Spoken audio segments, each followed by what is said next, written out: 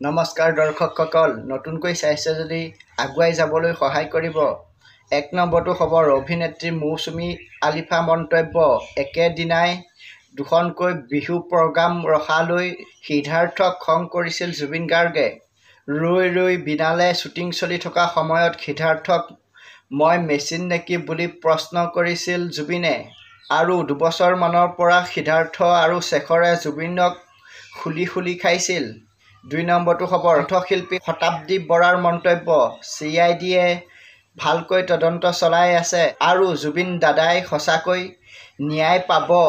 মোৰ যিখিনি ক'বলগীয়া আছিল CID কাৰ্যালয়ত ক'লো।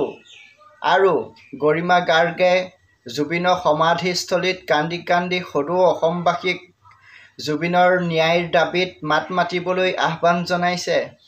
৩ নম্বৰটো খবৰ, জুবিন গাৰ্গৰ ঘটনাক লৈ ডাঙৰ খবৰ, CID জিম্মাৰ পৰা ১৪ বা ১৫ অক্টোবৰ তাৰিখে আদালতত হাজিৰ কৰাব মহন্ত আৰু সিদ্ধাৰ্থ শৰ্মাক।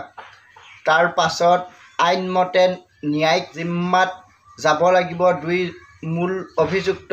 যিহেতু সিদ্ধাৰ্থ আৰু শ্যামকানুৰ বিৰুদ্ধে সন্নিৱিষ্ট কৰা হৈছে হত্যাৰ গোচৰ আৰু ১০৩ BNS হত্যাৰ গোচৰৰ বাবে যাৱজ্জীৱন জেল হ'ব পাৰে বা মৃত্যুদণ্ড হ'ব পাৰে দুয়োজনৰে।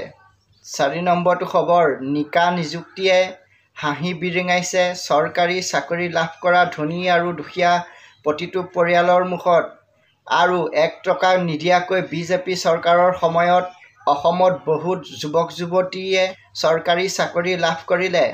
৫ নম্বৰটো খবৰ, অভিনেতা যতীন বৰা মন্তব্য, গৰিমাই জুবিন গাৰ্গক মাতৃৰ দৰে মৰম কৰিছিল। গৰিমাই এতিয়া ন্যায় বিচাৰিছে। গৰিমাই জানিব বিচাৰিছে জুবিনক কিয় এই ঘটনা সংঘটিত হ'ল। জুবিনৰ মৃত্যু ন্যায় প্ৰতিজন অসমীয়াক লাগিবই। গৰিমাক আমি ভাগি পৰিবলৈ দিব নোৱাৰোঁ। ৬ নম্বৰটো খবৰ, আজিও সোণাপুৰৰ জুবিনৰ সমাধিস্থলীত জনসমুদ্ৰ। বিভিন্ন ধৰ্ম, বিভিন্ন ভাষা মানুহৰ মিলনস্থলী পৰিণত জুবিন সমাধিস্থলী। আৰু আজি অক্টোবৰ ১২ তাৰিখে বি বৰুৱা মহাবিদ্যালয়ত জুবিনক স্মৰণ। মহাবিদ্যালয়খনৰ প্ৰাক্তন ছাত্ৰগৰাকীক শ্ৰদ্ধাঞ্জলি জনায় মহাবিদ্যালয়খনৰ ছাত্ৰসকলে। ৭ নম্বৰটো খবৰ, লাখ লাখ কৃষকৰ বাবে ভাল খবৰ, PM কিষাণৰ ২১ নং কিস্তিৰ টকা পাবলৈ সাজু হওক PM কিষাণৰ হিতাধিকাৰীসকল। ৪খন ৰাজ্যৰ কৃষকে লাভ কৰিলে PM কিষাণৰ ২০ নং কিস্তিৰ টকা। আৰু যিকোনো মুহূৰ্ততে PM কিষাণৰ ধন লাভ কৰিব অসমৰ কৃষকসকলে। আপোনাৰ বেংক পাছবুক eKYC লাগি আছে যদি ঠিক কৰি লওক। ৮ নম্বৰটো খবৰ, সদৌ অসম ছাত্ৰ সন্থাৰ হুংকাৰ, জুবিন গাৰ্গক ন্যায় দিয়ক নহ'লে জুবিন দাক ন্যায় দিয়াৰ দাবীত সদৌ অসমজুৰি তীব্ৰ সংগ্ৰাম হ'ব। আৰু শিৱসাগৰৰ কুটীৰশিল্পী প্ৰশান্ত চেতিয়াৰ ন্যায় যাত্ৰা, জুবিন গাৰ্গৰ ন্যায় বিচাৰি মছজিদে মন্দিৰে গীৰ্জাৰে গৈ প্ৰাৰ্থনা কৰিছে। আৰু এইবাৰ নলবাৰী ৰাস মহোৎসৱত জুবিন গাৰ্গলৈ বিশেষ শ্ৰদ্ধাঞ্জলি। গৰ্ডন ফিল্ডত ১০,০০০ শিল্পী অনুৰাগীয়ে পৰিৱেশন কৰিব জুবিন গাৰ্গৰ গীত। ৯ নম্বৰটো খবৰ, অসম বিজেপি সভাপতি দিলীপ শইকীয়া মন্তব্য, চৰকাৰে যিখিনি সহযোগ কৰিব লাগে সম্পূৰ্ণ কৰিছে। SITয়ে তদন্ত কৰি আছে। যি শাস্তি হ'ব সেয়া ন্যায়ালয়ে বিহিব।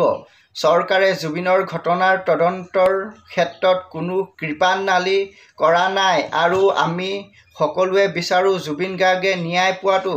১০ নম্বৰটো খবৰ, চিতু বৰা মন্তব্য, কোনো মিয়া অসমত থাকিব নোৱাৰিব, সকলো লুঙি দাঙি পলাব লাগিব।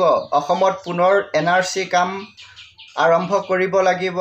১৯৫১ চনৰ পৰা ১৯৭১ চনলৈ এই ২০টা বছৰে বিদেশী বোজা অসমে ল'লে।